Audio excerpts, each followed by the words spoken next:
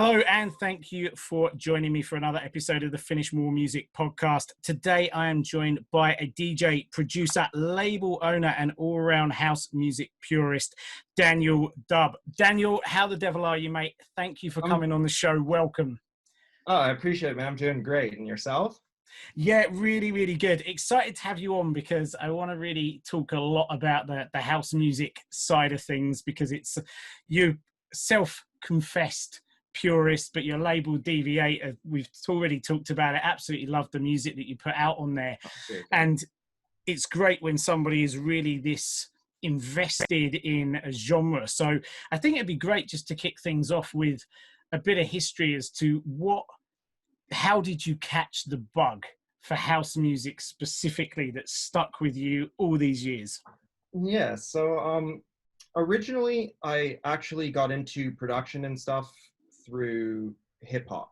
I was big in 90s and stuff. I was always involved in music throughout middle school, high school. I was in band and music and all that stuff.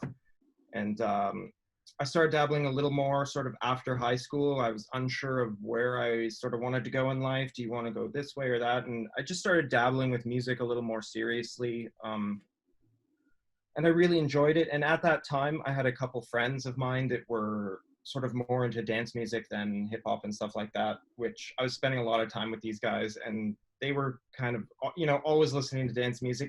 In the beginning, I sort of, it all sounds the same, that was kind of my mentality. And then he really pushed me to listen to this stuff, and he gave me one mix, one of my friends, and it was Hernan Cattaneo live at Moon Park 2003.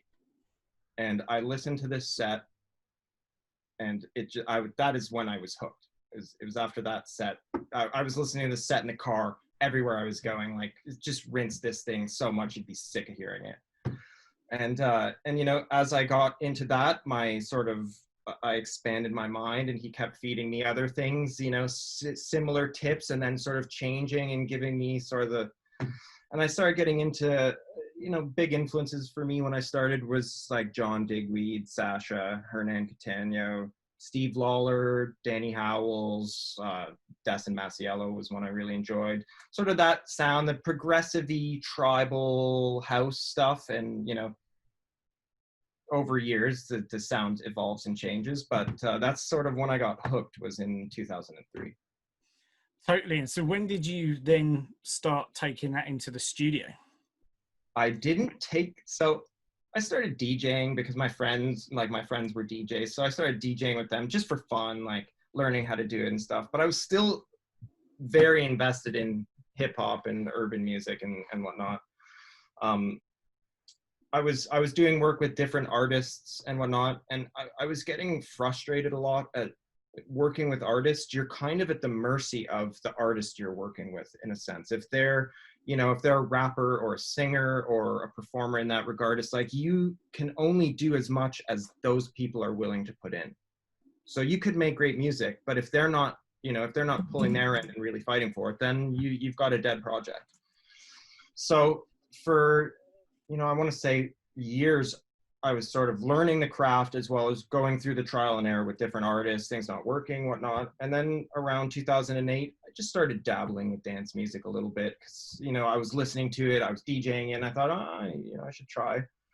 So for about a year and a half, I was playing around, sort of learning how to do it. And then I actually was fortunate enough to land a remix on Saved through Nick Fanciulli, because one of his buddies heard some of my music and reached out to me, and we kind of became buddies. And this guy was close with Nick, and he showed Nick some of my music, and Nick reached out and said, I really like your music. Are you interested in doing like a remix for us? And I said, yeah, sure. So I gave a try with a remix, and it worked out really well.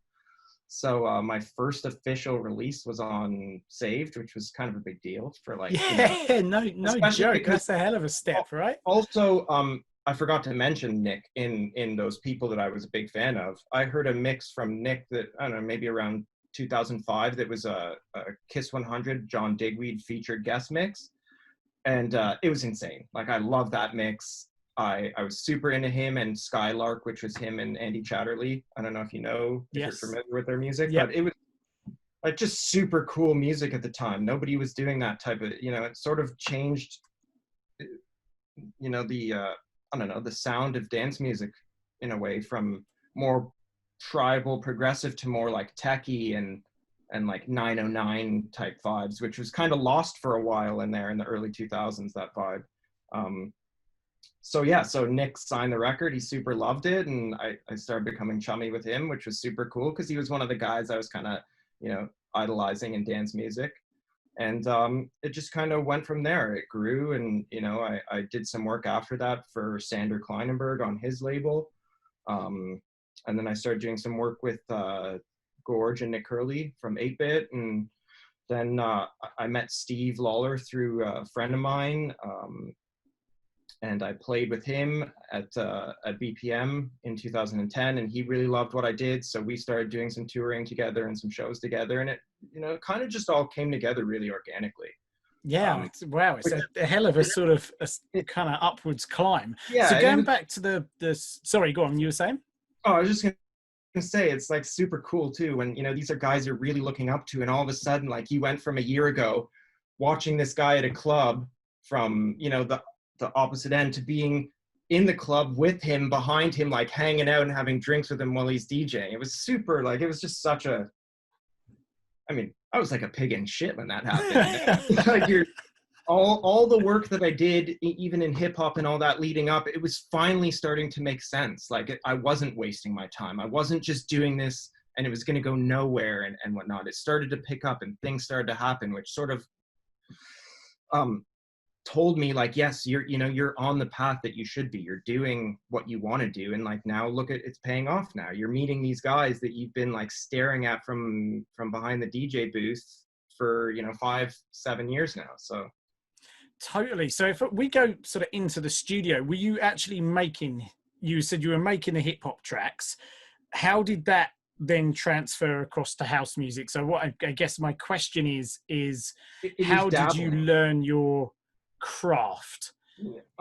So like I said, I listened to a lot of dance music before I started producing it. I listened to it for 5-6 years and DJ'd it as well, just for fun, of course. When I say DJing, I wasn't DJing out anywhere at that time. It was just with friends in the basement, you know. So when I was doing all the hip hop and stuff, like I said, it was just super frustrating where you could never just be one person getting the product done. There's always multiple people that you needed in order to get the finished product. You need the singer and whatever, this, that. With dance music, it's like, here was an opportunity where I can make my song start to finish. I don't need anybody else getting involved and slowing the process down. And it was like a streamlined way to get music out, you know? So, and like I said, I was fortunate where it kind of picked up quickly for me. So, you know, I wasn't sort of dabbling around for no reason for years on end. Like, once I started doing it, I was fortunate that I picked it up quickly. And so it progressed quickly, which fueled my interest to want to be better as well. Because I don't know about all producers, but for me personally, it's like, I need that fire under my ass. I just don't do as well if I don't have, like, people hate deadlines for music. It's like, I need that deadline. Give me that deadline and I'll perform way better when I have that pressure. Because if I don't have that pressure, it's, I just don't tend to do it as well. So, you know, like I said, things were picking up really fast, which were fueling my inspiration to do better. So that's kind of where, you know, for maybe a year, I played around with dance music for 1.5 years, just making whatever type tracks. So were you learning, were you picking up magazines or had someone mentoring you? How did you actually learn how to make a great house track? Well, I think a big portion of all music is the right selections of sounds, especially with dance music. Drums are so important. People don't realize it, but like, one of the main things when I do engineering and helping people with that stuff is I re-drum, because I think drums are the thing that it takes the longest to master. So I was doing drums, you know, drum syncopations, patterns, and all this stuff for hip hop for years. So I still kind of had a good idea of what sounds sound well and work. So I was able to sort of build myself a sample library, which I did from, you know, maybe one day I spent a bunch of time going through tracks and then just taking a kick drum. If I heard a kick drum I really liked, I'd throw it in a project, lift that kick drum, put it in a sample, into a sample folder. And I sort of did that with a bunch of stuff for drums and built up a good drum catalog that I liked. And I didn't actually have any mentors per se. I'm pretty much for the most part self-taught, with the exception of one of my close friends. I took my money for university and bought studio gear. He went to university and spent that money on the tuition to learn how to become an audio engineer. So he was learning stuff in school, and then at night he was coming over and we were fucking around, like making stuff. So I was learning things through him as well. Like we were both learning together, because he was learning it the day of and then coming home and we were kind of putting it to use. Right. So I learned a bunch of stuff just through me and my buddy, trial and error and experimenting, as well as just like really listening to other people's music and seeing where I was lacking. Are your drums not hitting hard enough? Are the sounds not right? So on and so forth. And it's sort of through trial and error and analysis of other people's music that I respected that allowed me to sort of get the idea of my music's here, I still need to get it here. And what do I do to get it here? And there's, you know, some of it's sound selection, and then, you know, some of it's, you know, a lot of it is to do with the approach you take to music and how you mix and whatnot, and how do you use compressors and EQs and stuff. It's, you know, there's so many different factors to do. It's just about honing in on each of those factors where you're lacking and figuring out how you can make it better, if that makes sense. Yeah, totally. It's one of those things you can listen to a whole bunch of pieces of music and realize, oh, there's one big thing here that's kind of I want to achieve and I'm not able to achieve with my music. What are they doing? What could they be doing? What can I try? It's and all of those things. A lot of that stuff, as I've gotten older, you know, I've been making music now for, I don't know, 18 years or something like that. I've noticed it's all in the selections of the things you choose. So for example, with one of my buddies, we make a lot of techno for no reason other than just for ourselves to have fun in the studio. But there are times where we'll get to the point where we're doing our mixdown now and our mastering, and we're noticing like it's just not hitting as hard as the reference tracks we're using. And it's like, well, what's wrong? And we'd be trying to boost EQs on this kick drum to get it to thump more, and we finally just realized, no, that's the problem. It's a problem if you're trying all these things to get this kick to sound like this kick. It's a bad kick. Ditch that fucking kick. Find a new kick that works better, and chances are your whole record will sound better. And sure enough, you know, that is the case. We'd swap a kick or something, and now all of a sudden it's like, oh, okay, it's done. Like we were sitting here trying to do 6 dB of boost at 50 hertz on this kick, and just like butchering this thing to try to get it right. It's like, the problem is it's the wrong sound. If you have to fuck with a sound so much that like you're using 2 different EQs, a compressor, a limiter, and all this, it's like you just have the wrong sound. Instead of doing all that and taxing your system, mute that sound, put it off to the side, try a couple other sounds, and the chances are like 9 out of 10 times you're going to land on one that's better. And then when you do that, you'll look back at the other and be like, what was I thinking with that? Like, totally. It's only ever going to be as good as the quality of ingredients you put in. Same as cooking. You know, yeah. you might have the best recipe for lasagna in the entire world, but if you use a bunch of really inferior, if your beef is bad or your chicken doesn't taste good, then it's like you're not going to be able to spice it to make it taste better. Like totally. you have to start with your bare product before you season it. Has to be strong in itself, because then it's like if you have a weak kick, and you're just boosting the shit out of it, it's like that's not going to solve your problem. Just find the right sound that fits with everything else instead of forcing this sound with 10 different plugins to try to get it to work. So, I mean, this is perhaps a really interesting topic that we can look at here. That's one of the things that you've picked up on your journey that maybe if you look back and you jump back in time, you'd say to yourself, like, just stop that and change the kick. I can go back to 3 years ago and listen to things. And I'm like, why did I pick that stupid clap? Like, is there anything else that you would look at in perhaps your speed of development and your growth in the quality of music that you think, if I'd have done that differently, things would have sped up a lot more for me in terms of getting to the level I wanted to get to? So not in terms of music. I don't have any, so I don't look back and think like, if this was better. In regards to the music itself, I have no regrets. Maybe in the way that I went about,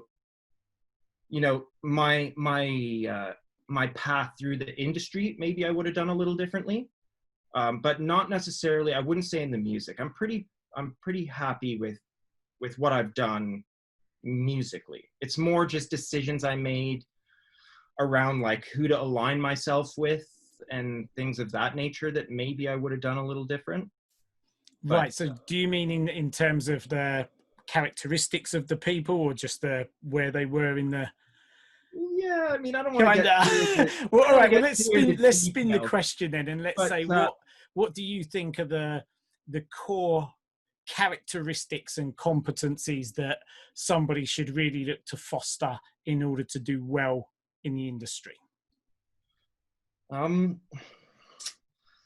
Yeah. So for me, my biggest weakness has always been in my marketing of myself, and sort of, I mean, I like to consider myself a relatively humble person. I don't like talking about myself to try to give an illusion that I'm bigger than myself.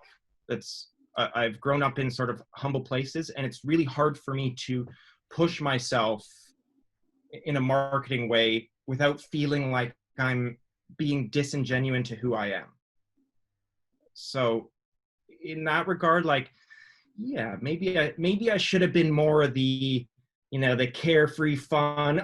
Oh, what's in this drink? Oh, who cares? Like maybe I should have been more fun, partying, less. But the truth is I've always been more about the music than the partying. Like, yes, don't get me wrong. I love to party and whatnot, but partying sucks if the music isn't good. Like I have zero interest in it if the music's not good. My thing has always been music. Even when I used to watch DJs before I was a DJ in the clubs myself and stuff, it's like I would try to get to a place where I could sit there and watch a DJ and see what he's doing on the mixers and stuff, because I'm genuinely just curious to see, like, when you watch someone like John Digweed who plays for 4 hours, doesn't make a single mistake and whatnot, it's like those things are awe-inspiring to me. So maybe I didn't per se answer your question, but I would have. You kind of are. So I literally just scribbled 2 things down there, 2 words, 2 characteristics: be curious, be studious.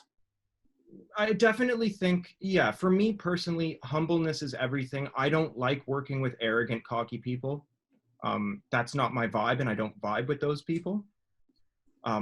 The people that I vibe with are people who genuinely love the music and they want to do the best job for the music they can. Now, another thing about this whole aspect is there's a saying, something along the lines of like, never meet your heroes. I can speak to that a little bit. There's certain people in this industry that I really looked up to that, after seeing them as the man instead of the myth and the DJ, I was a little disappointed in the people they were. I did one from 2010 to, even up to today. I've released on a ton of labels, on ones that I consider to be top labels. And, in certain aspects, there's a lot of disappointing angles to the dance music scene that I think still need to be fixed, addressed, and issues that nobody's talking about, and issues that, a lot of the general populace that follow dance music, they just don't know. And it's, in some regards, it's like, I wish they did know who some of these people are, so that like it's great to idolize someone for their music and what they do, but like sometimes when you realize that these people are actually not the greatest people in life, like I've had, big A-list DJs who haven't paid me for releases that did really well and stuff like that. And it's like, you got to share the wealth. You have to you have to do right by the younger people who are coming up in the industry, in my opinion. You can't just be like, oh, well, you know, I'm an A-list DJ, so you're small time, so it doesn't really matter what you think or what you do. I'm going to sign your music. Am I going to pay you?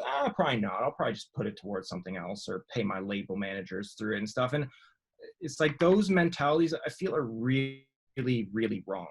For example, with Deviate, I haven't released a ton of other people's music just because it's really hard for me to find people who are making sort of the music for Deviate. But I never charged a single person a penny for anything on Deviate. I didn't charge for mastering. I didn't charge for promoing, artwork, none of it, because I don't think that's a DJ's cost. It's like, that's my cost as a label. You're giving me your music. That's your contribution. My contribution is I'm going to do everything to get it out there and share it. And I'm not going to ding you for, £100 for mastering. Oh, $150 for artwork. Oh, $75 for promo. Oh, guess what? Technically, you owe me £200 because I lost 200 pounds on this release. It's like that type of mentality. I'm really against that. I think that's not fair to, like, we're all, unless you're an A-list DJ, we're all somewhat starving artists. We all need to work really hard, and you know, people do work hard. They spend hundreds of hours on music, and I think for them not to be paid or acknowledged for that in that regard, it's like that's criminal. I think that's great. It's such a refreshing sort of, just, although there are loads of labels out there who aren't charging for many of these things, and like you said, loads that are, it's just hearing the sort of passion with which you've spoken about how you want to take care of the people who are signing on your label. It comes across really strong. I think it's such a great ethos to have. So I think that's one thing right there that we could say, okay, you mentioned there are a bunch of things that people necessarily don't talk about that are tripwires, if you like, for people on their way up. And that's potentially one of them. Watch out if you're going to get, you know, this massive amount of costs that they're either going to charge you up front, or they're going to go through tons and tons of stuff, and therefore you'll never get anything. Without obviously mentioning any names, you mentioned there were sort of other things that are going on in the industry as well. What things are there that people who are listening to this episode right now, who are starting out, just finding their feet, kind of red flags to watch out for? Red flags to watch out for. I mean, I think a little bit has to do with, you know, I'd say I'm a decent judge of character. I think a lot of it has to do with that. You know, I think when you speak to some of these people, if you have a good intuition about people, you can read through the bullshit. Now, I read through the bullshit and chose to ignore it because, oh, hey, this is X person. Like, this guy's fucking huge. Like, I can't just, like, I can't, you know, how can I say no to this person? So then you do something, or you sign a song, or you sign a track. Let's say those tracks end up doing really well in the charts. You know, there's maybe 1,500, $2,000, and you're excited about that. It's like, yes, I'm making money off what I'm doing. And then statements come around and you've been written off. All your expenses have just been written off by these people. I had one DJ who I signed music to his label with, that I did a bunch of work with. And the label manager came back to me after I sort of questioned why I'm not getting my money. And the label manager sort of insisted about, well, you've toured with this person and you've done shows with this person, and you should be grateful for that. And that was kind of where they left it with that. And I haven't really been overly involved with that camp since, just because that's just not the mentality. That's not like righteously treating your artists, in my opinion. Like, as a label, we have to be grateful for the music that people give to us, that want to give us that music that they've spent time on. So you have to give them, you know, you have to do right by them. And I just think if you're a label and you're taking people's music, you're putting it out, you're not paying them for it, you're gaining all the benefits as a label. And you're not doing, the artist doesn't really get much. I mean, they can argue that, oh, well, this track charted on our label, so this is a really good look for you. When I first started with the DJing around 2010 is when I really got into the DJing and production aspect of dance music, where I went full committed to it.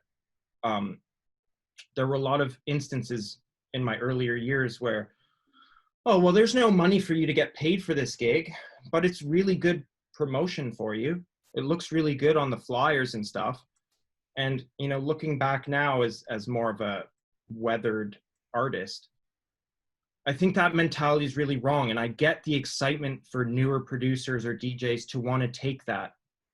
But realistically, in my opinion, that, oh, it's great exposure for you. I think that's criminal. It's criminal, especially if it's a bigger DJ or a bigger label that's putting you on for a show, but they're not going to pay you. But meanwhile, they're getting paid 15 grand for that show. And it's like, you can't just as a kind gesture, you can't throw someone a couple $100, maybe cover their flight or their hotel or something like that. Like, you expect them, oh no, this is promo for you. It looks good for you. So you fly out, you pay for it, you pay for your hotel, you pay for all your expenses, but come play this show for 2 hours and that flyer's going to do wonders for you. No, it's not. No, it's not, in my opinion. No.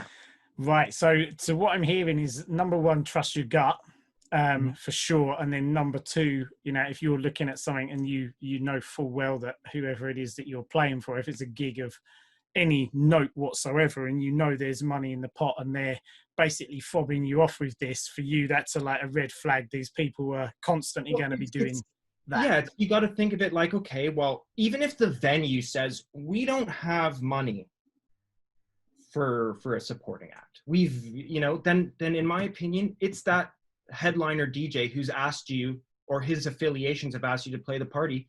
Bro, throw me a couple $100. Just show me that you appreciate what I'm doing, because that will go way further than anything else. If that artist is like, hey man, can't give you much, I'm gonna give you $300-400. It's like, now they've at least shown you that they've gone out of their own pocket because they believe in you and help you. Like, I have had certain DJs who have done that for me. Joris Voorn is I'll name drop in the positive ways, because Joris is a great guy, and he's the type that would do something like that. If the venue didn't have money, but he believed in you, he wanted you to play, he'd probably make it happen.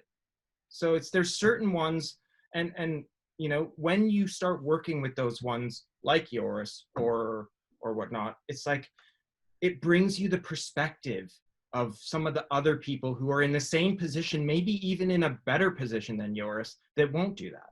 So then you have to ask yourself, well, is me working with this person in the name affiliation worth knowing that these people aren't the right people and they're not really looking out for your best interests? So then it becomes this weird, I'm using you while you're using me for different reasons. And right in there, it's like, that is a bad mentality for dance music. And if we want this community to thrive, we can't feed into those situations. We can't feed into those, I'm ranting, but no, I think you know what I mean. It's good, because it's a very good insight into we know, and there's a load of great stuff. I've talked about this endlessly with loads of producers and DJs, a very cool family vibe that we've got in the scene, but it's also good to flip things around. Life is part bad. We got to look at these things. We have to understand things, understand the stuff that goes on. We might not like it, but understand it. And then from that place, people are going to be, forearmed or forewarned is forearmed, right? So anybody listening is able to now go, okay, so these are some of the things that go on, some of the practices and things to be aware of. Some of the guys are good and some aren't. I definitely don't want to, come across as like tainted. I hate the industry. It's not like that at all. What I'm talking about and referring to are how I think we need to fix the community to make it better than it is. And, a lot of fans just have no idea about this stuff going on. And maybe they don't care, Me as a fan, if I was super into an artist that was actually, not necessarily what they were portrayed to be, I would want to know, because I'm paying, $60 to go see that guy at a party or whatnot. And, maybe that's just me. Maybe some people are like, who cares if this person's an asshole or a good person? They play good music, so I'm fine. Which is cool. But again, it's like, I feel personally, for me, it's like, I don't want to support people in this scene who aren't helping the scene get better, who aren't growing the scene in a positive way. So the people who come into the scene, it's like, I'm doing this because I want to DJ for the girls, the booze, the drugs, and the money. It's like there's so many people like that in this industry now, especially with how accessible computers and production is these days and whatnot. And it's like those are the things that I hate. Like I can't stand it. It's like I wish, that's the purist in me. Yeah, so that's it. So I mean, that's good, because we can bring that back to the purist angle, because one of the things I'm interested in is you've released on a whole bunch of labels, some like top labels, real diversity. Was there a strategy? Were you seeking releasing on those labels? Was it organic? How did that actually work? So, well, first, like I said, first was the saved scenario. From there, I, because I had the saved release, I knew a couple people, and a couple people started noticing me. Funk Agenda was a guy that I chatted back and forth with a little bit. He was doing a release on Sander Kleinenberg's label at the time, Little Mountain. He asked me, "Hey, you interested in doing a remix?" I said, yeah, fuck yeah. Sander was another guy I enjoyed back in the day a lot. So do I want to be on his label? Yeah, obviously. So, I did that one, and then sort of when I make back then, especially when I was making music, I was making it with a purpose. I knew that, I'm going to make this next EP and I'm going to try to tailor it to 8-bit because I really liked 8-bit at the time. So I tried to tailor it to 8-bit, and I used, I reached out to Gorge through, I can't remember what the means were at the time, but I just sent him a little message being like, "Hey, my name's Daniel. I've been on Saved. I've been on Little Mountain. I have these tracks I'd really love for you to check out. Can you take a listen?" Which he did, and he wrote back. He's like, "Yeah, this is great. I'd love to sign them." So each time that worked out, I had another name to shout out in my email, in my intro email to these people. So once that happened, I had the 8-bit. So then I met a fellow producer in Toronto around 2009, which was around this time, Little Mountain Save time. And we got on super well. He was a super cool guy. His name was Sean Miller. He was working a lot with Steve Lawler at the time, which we started making music together. And through that is how I met Steve, which was in 2010. So once I met him through Sean, he liked some of the music that me and Sean made together. And so that was kind of how that one came about. And then it's just, once that I had 4 or 5 different solid labels at the time. It's like people will pay attention to you if you have those things, as opposed to me just emailing and being like, "Hey, I'm Daniel from Canada. I have a song here. Like, listen." So what were you doing instead? You were getting direct ins with people, or you were sending demos, but you were able on your email to say, "Hey, I'm signed to XYZ." Right. It's a little bit of both. Go. Right. It's a little bit of both. So, "Hey, Nick, do you know these guys from Germany? Do you have any email contacts for like Nick Curley or Gorge or anyone I could reach? Or maybe some of my other people that just throughout the industry that know them." So I'd get the intro through that. And in that intro, I would, of course, name drop. But a lot of it's just through, friends in the industry, like 7 degrees of separation. It's like, that's totally a thing in dance music. Like I could, through 3 people, I could probably get to most DJs. Now, will they take time to listen to the song or whatever? Who knows? Some of them don't. There's been labels I've sent stuff to where it's like, I literally get no response.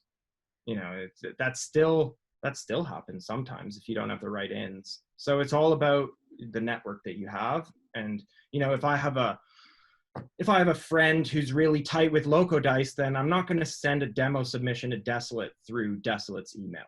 Because those, I know as a label owner, how much stuff you get there and how much of it is actually worthy and what's not. Sorry, guys. So it's true though, but I mean, this is a great insight, the importance of networking and being able to get the handshake that gets the handshake. If you can get a direct line to somebody, a label owner, it's always better in my opinion than trying to go through the label submission form. So yeah, it's like if you know a guy who knows a guy who knows a guy, you know, maybe sometimes it's hard to ask those favors, but I think that's also dependent on your network as well. So I know you mentioned that, you know, you don't put a huge amount of other people's music out on DV8, but when you're listening just due to the fact that it's so difficult to find stuff that fits. Yeah, so I mean, we were talking about this at the, you know, just before we kicked off as well, and I was saying that one of the things that I love about your label is the fact that I can hear such a definite sound running through the label. It's very, very precise. There's unquestionably, you can hear it's a DV8 record. Anyone who goes on to Beatport wants to like go down all the list of them, they're going to hear exactly what I'm talking about as well. So when you do receive something from somebody, let's say you decide, right, I'm going to try and find some new music, and you go into that inbox of yours to listen to all the submissions, what specifically are you looking for your label? And is there anything like in a way that someone might submit a demo, the email, the methodology, whatever it is, that means that you probably won't even give it a chance? The only way I don't give things a chance is if I genuinely don't see the emails. Like sometimes stuff gets put to spam folders. Sometimes people send me to inboxes that are, you know, 5-6 years old or something like that. A lot of people just message me on Facebook or Instagram or wherever, you know, and they'll just be like, hey, I have a track. Would you listen to it for me? And if I see the email, I listen to the track, and then I try to give them a little feedback. What do I look for to sign? It's like, how do I describe a vibe? It's like, if I hear it and it feels right, then yeah, you know. If I were to describe a little bit of it, I would say that there's an element of dusty, organic, what's the word I'm looking for? Nostalgic. Maybe those are 3 words that I'd use to describe the label, because it's kind of in between deep house and tech house. It's not full, you know, tech house by today's standards, but I wouldn't call it deep house either. It's kind of in the middle there. And yeah, with the drums, usually most of the stuff that I end up signing are just drums that sound really like tape machine-y, like old, a little bit lo-fi in a way, but and then as well, like, yeah, the organic aspect, meaning like a lot of the stuff that I've made for DV8 contains samples. So like maybe it's like some disco sample or some hip hop sample that I've flipped, cut, filtered or whatnot. But from where I've taken from, chances are it's probably organic instrumentation, not necessarily big synths. So I might sample a piano, like a hip hop song that has a piano in it, right? So then I'll mess with that piano in a certain way. But it's rare that I'm releasing super synthy stuff on the label. It's always usually tracks that contain real instruments, whether it's pianos, mallets, strings, things of that nature. I find the things that I usually sign for DV8 have that like organic, real instrument flipped feel. Totally. Now, the other thing that I'm interested in as well, because one of the concerns that a lot of people have is they can't send a track to a label unless they've like built up some ginormous social media following, those kind of things. How big of a part would something like that play in your decision of whether you would sign a record? I couldn't give a crap whether you're a seasoned artist or a new artist. If the track sounds good, I don't discriminate against, like, that's just bad form in my opinion. Like, oh, it's a great record, I'm not going to sign it because I don't really know this guy. Like, how's he supposed to get known if everybody treats him like that? Again, it's like it's just a bad mentality to have. I think music, we're all in this for music. So like, if the music is right, unless maybe this guy's like the biggest asshole you've ever met in your life, who's just making it super difficult and rude or whatever, I could care less how many releases you have. If the music fits and it's right, that is first and foremost, in my opinion, and it should be in everyone else's opinion as well. And what about social media for you and sort of your career? I'm terrible. Straight Sorry? up, I'm terrible. You're terrible at it. I'm terrible at it.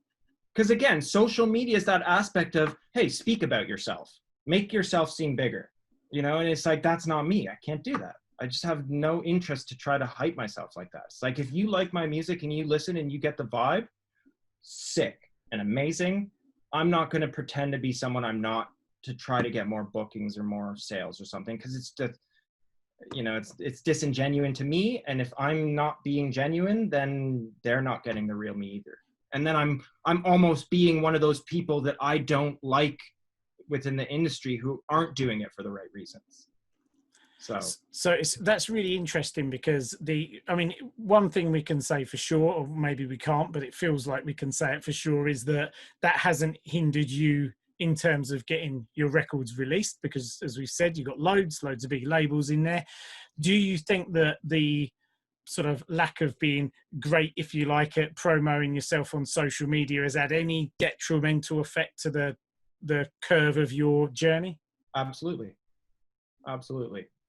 I In think, what way? you know, I think if I played the game better, maybe spent more time in that whole social media aspect, maybe maybe I would have been bigger than I am now. Maybe I would have gone on to, you know, play in more places around the world than I have. But again, it's like, I don't know how to be someone other than myself. And if I was doing this whole, like, I didn't even know what I do, but like, you know, for me to spend 3 hours trying to think about a good Instagram post for myself, it's like, I would rather just work on things that, you know, I enjoy doing, that will help. Music speaks louder than anything else, in my opinion, but definitely these days, social media is important. I've never been great at it, hence why maybe I'm not bigger than I am, but I'm okay with it, because I can't fake being someone I'm not. Like, how would I go about that? You know, like, if we look, it's like, I didn't know who, you know, if we go back a decade or whatnot, it's like, I didn't know who Seth Troxler was. I learned who Seth Troxler was when there was a viral video of him pulling his testicles out in WMC. I don't know if you ever saw that video. He's like, fortunately, no. So he's in some party, you know, in South Beach, and he's doing an interview in these little short shorts, and he's talking all flamboyantly like he does. And then he mentions something about something, and then the camera pans down, and he's just got his balls hanging out of his fly. And it's like, everybody knew who Seth Troxler was after that. And it's like, man, I can't do that. Like, that's just not me. Like, I'm not that just guy. One time. You can't do it just one time. Just pull a ball out one time, but like, no. You know, come on, it's got to be worth it. Now, I consider myself a somewhat funny guy, but I'm also kind of shy at first. So it takes a little while for people to see that funny side of me. And you especially don't see it on social media. So, I guess, I don't know, maybe I'm not willing to do those things, you can say, to be bigger. But it just genuinely comes from not wanting to. So the thing is, I'll wager that probably, you know, just your day to day for most people would probably be way more interesting than probably you think it is. I mean, certainly for me, I'm on social media as well. I struggle with this a lot, with the whole idea of, like, you know, Anna, my wife, who runs FMM with me, she's like, oh, you know, that'd be a great thing. Put that on Insta. It never even crossed my mind it would be a great thing. It just doesn't. I'm very similar to you in that I don't even see instances of, oh, I would share that thing. It takes someone to point out, I go, no, people would be interested. Like, really, people? So I kind of have that thing that I'm trying to get over a little bit. But I think your day to day would be interesting. Now, I know sort of you've progressed, you're doing some different things at the moment, but perhaps we can do 2 day in the life ofs. If we go back to when, like, the production piece and you know, making records and everything was your main jam, and the DJing side of things, mid 2010s, early 2010s, yeah. So what would be a day in the life of for you then? I mean, it wouldn't be overly different from what my day-to-day is now, except now I'm just also doing, like, a lot more engineering and helping other people pursue their musical careers. You know, I wake up, you know, eat something, shower, get ready. I usually come in here, do a couple emails first, knock out emails of the day. And then, you know, back in the day, I would have been right into music, and I would have been doing that pretty much till 3 a.m. So what time would your day start? What time? My day starts at about noon. Okay. So you're a man who likes to have a lay in then. I love producing music at night when the world is turned off. There's something about that where I can just really get in a groove where I know there's nothing else going on in the world around me. It's everything's quiet, and that's when I can really get in my zone. But yeah, it was literally just making music all day. I'd start a track. If I started it and it was good, I started it, and an hour later I was like, this is shit. Then I'll just trash it and I'll start something else until I come across a good thing.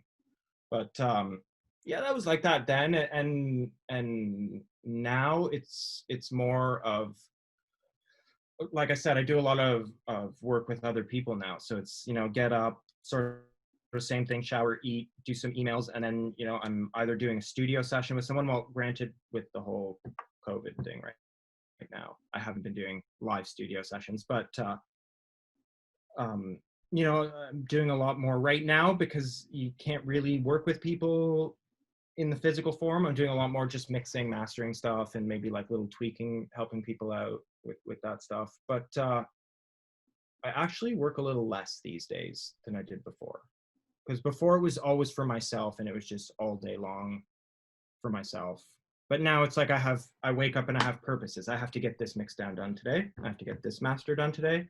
I have to do this. I have to consult with these guys about what they want to do with this, and so on. So it's a little more businessy now, but then it was more casual because it was just me for myself doing my own thing.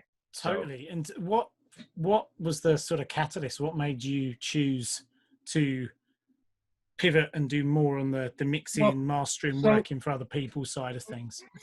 For the whole time since I started producing dance music, I was always working with other people, friends mostly, just helping them with tracks and working with them on their stuff, because they're my friends. I'm doing well. I want to see them do well. So like, how can I help you do well? So we were doing that. I was doing work with a lot of friends, and then I started doing. I was always doing my own mastering because I don't like other mastering engineers touching my music. I like my music being mine solely from start to finish, because I can only blame myself for mistakes or dissatisfaction with it. Whereas you give it to a mastering engineer, as a mastering engineer, I know how it is, especially when you're doing big labels where you have tons of music. It's like, I would find that a lot of people, when some labels would fight me on me mastering the music, and they'd be like, well, we have our guy and we want him to do it. So I'd always say, okay, I'll do mine, let him do his, and we'll compare afterwards. And I would always find that my music was being mastered in the same careless way from everybody, that I was taking the time for myself to not allow that to happen. So in terms of mastering, people would just throw it in, they would squish the shit out of it with a compressor or a limiter, and then they just boost the EQs on the highs, just so it's like just so savagely sharp, where it's like you play it in the club and you have to duck the highs because it's just going to rip people's ears apart. So that was happening with like bigger labels. Names, I guess, are irrelevant, but I didn't like it. So I was always fighting for my own mastering, which then led to some of my friends being like, hey, can you, like, Matt, I have this release on this label. I don't want them to master. Can you do it for me? Oh, sure. So I started doing that. And then those labels would take notice. So one of the labels that I started doing the mastering with was Get Physical, because I was working with them a lot. Also, my buddy Monroe was working with them a lot. And I was always fighting them on the mastering. So then I started doing some mastering for them, which they were really happy with, which one of them was actually did really well last year on Beatport. That was the Tube and Burger remix of Salmon Heater. Uh-huh. So I did the mastering on that. They were super happy. So we started doing more. I started doing some stuff for a bunch of other labels. And then it just kind of word of mouth through people. Other people started messaging me, hey, can you do this for me? And then it kind of started shifting into, well, hey, can you do mixdowns? Yeah, I can do mixdowns. And then it got more to the point where I started basically doing other engineering as well, such as like helping people with redrumming and stuff like that. Because as I told you, drums.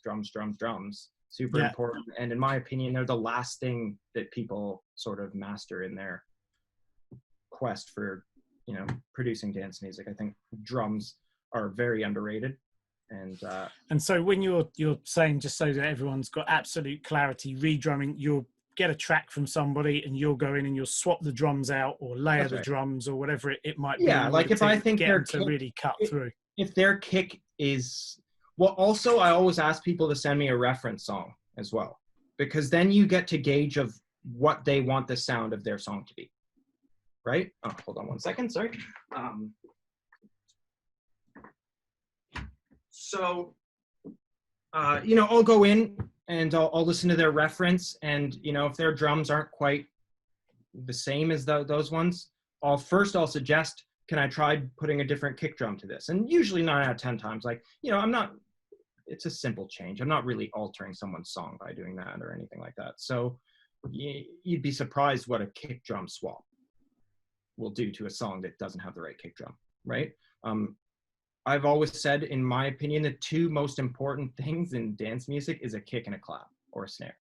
It's like, if your kick and your clap or snare sit in the right spot, everything else will sound better and more professional. So drums are very important. I push a lot of people to swap drums if I don't think they're good enough. Yeah. Or if I think they can maybe not good enough would not be the right word. If I think they can benefit from a different one more, then. Yeah, I mean, I'm with you. I'm a big fan of the swapping the kick drum out. Even at Mixdown, it can just bring an entire track to life. Mm-hmm. A lot of times, I think certainly you hear people, they hear a kick drum in a track that's got a kind of dull type feel to it, and so they say, right, well, the way that I'll treat my kick drum then is to like EQ everything out the top of it and just have that low thing at the bottom. And actually there was information in the top of the track they like that's bringing the whole thing together. It might not be the most prominent stuff you ever heard, but it's there, it's got other stuff going on. So a quick swap out and all of a sudden the track breathes, it cuts through, the grooves there, the whole thing. So no, I'm 100% with you on that one. And that's you know, that's an easy trick that a lot of people don't realize, which is like, just get your kick and your clap both sitting in the right spot. Make sure that clap has those high frequencies as well. And it's like, if you get that kick strong and that clap strong, it's like, I can almost guarantee you the whole rest of your track will sound better. There's going to be a lot of people now going back into their projects, swapping out kicks and claps like crazy, Daniel. I love it. So, all right, well, let's round out. Let's do the classic question. One piece of advice that you would give to an up-and-coming producer right now, someone who's just maybe started their journey, they just started making music, or... I have the best one. Go for it. Let's have it. Fire away. When you finish a track, sit on it for a week or two. Don't finish it and then, oh, I got to send this off to the label now. Bad idea. I learned that through my own mistakes. Now I always sit on music I make for about a week, 2 weeks. I vibe to it. I make sure I'm 100% satisfied with it before I send it. I think that is really important, because a lot of people, they'll finish a track, they'll send it off, and then they'll realize like a day after they sent it, it's like, oh, is my kick slightly distorted? Or, oh, is that right? And now you've already sent it, and you only get one first impression with a song. So if you send it and it's not 100% to your satisfaction, you may always have that like, oh, if I just fixed it, would they have signed it if I fix that tweak or whatever? And then you'll never know. And it's not like you can send the song again for a new first impression. So I think sitting on a song, even if you're super happy with it, you're like, oh my God, this is amazing. Sit on it for a week. A week is not going to kill your release schedule. It's not going to stop a label from signing it or whatever. The only thing it's going to do is benefit you in making sure that you are 100% satisfied with the product that you are about to send, that is literally like your brand and what people will judge you on. So. Great advice. Yeah, definitely big fan of putting a bit of time and distance between something and coming back with fresh ears, for sure. You have to. Because I mean, now, as I've gotten more experience with it, I don't have times now these days where I'll like make a track, I'll be like, this is sick, and then I'll close the project and I'll come back the next day and I'll open it and I'll be like, this is trash. But like, there were plenty of times along my journey where that was the case. I thought I made something great. And then the next day or 2 days later, I'd listen to it and be like, it's really not that good. Now you can have those blinders on when you're working on a track for 2-3 days straight and you're just working on it and you're finally done. You're like, yeah, it's good. But if you don't take the time to distance yourself and then reevaluate it, then is it really good? Is it? Do you know? That's a great question mark to end the show on. Anything that you'd like to share before we sign off, like how people can reach you for mixing, mastering, all that kind of thing? I mean, now you're asking me to be non-humble, and I hate it. You can just simply say, yeah, of course. I've got a little website over here. Feel free to contact me if you like. Yeah, I have danieldubb.com as a contact. A quick response is always Facebook. If people send me a Facebook message, I usually pretty quick to answer on there. So it's just not my artist page, though. I have 2 pages. There's the artist page, and then there's my personal page, which are both, you can access both and friend request both or message both. On the personal page, I tend to respond faster than the artist page. So anyone who's interested in contacting, they can do it there. Or Daniel Dubb, DUBB @hotmail.com is also where they can email me and get a quote or whatnot. Awesome. And I'll just throw in one as well. If you haven't heard the tunes on DV8, you want to go and have a little listen to them. If you're into your house, the big chunky, as Daniel described it as well, that kind of the organic, dusky feel to it. It's just very characterful. And I like it because I like things that have got that, like you said, it's not quite deep house, it's not quite tech. I like both of those genres, and we're sitting in the middle there. And it's, yeah, I love it. So definitely check that out, guys. Some other cool stuff that I'm super proud of on other labels as well, though. For example, last year, just over a year ago, I released my second full-length album, which I released on Get Physical, called Grand Illusions. It's 10 tracks, and it's, in my opinion, it's some of the best work I've done. So if people are curious to hear what I think some of my best music is, great, love it. They can check that out. Now, it's not overly clubby. I made this with the idea of like, I want to make some stuff that's emotive, meaningful. It can work on the dance floor. However, it can work in your car. It can work in your house, in your room late at night or whatever. So it's, you know, there's a lot of cool stuff there I'm super proud of. So I'd recommend that. Yeah, DV8's got some classics on it, but yeah, sometimes club loads of listening material. I love it. Yeah, so there's plenty of stuff if you go look it up. But yeah, I would say check out Grand Illusions LP, because that's like, for me right now, that's some of my most timeless music. So fantastic, brilliant stuff. Well, listen, it's been an absolute pleasure having you on the show. Thank you very much. It was great. I love it. We've swung from the dark side to the light side to the good stuff to the mysterious stuff. We've sort of covered a hell of a lot in the journey. So I think we definitely got to get you back on again, because I know there's so much more to talk about. I would love that. That would be great. But definitely, I do want to say dance music and the scene and the culture is something that I super love and I want the best for. And so if we can help people sort of, you know, along the process so that they can better themselves, then like, that's literally the best thing in my opinion. So awesome, brilliant way to sign off. Well, thanks again, buddy, and I look forward to doing a part 2 in the future. For sure, man. Totally. All the best. Take care. Likewise. Cheers, man.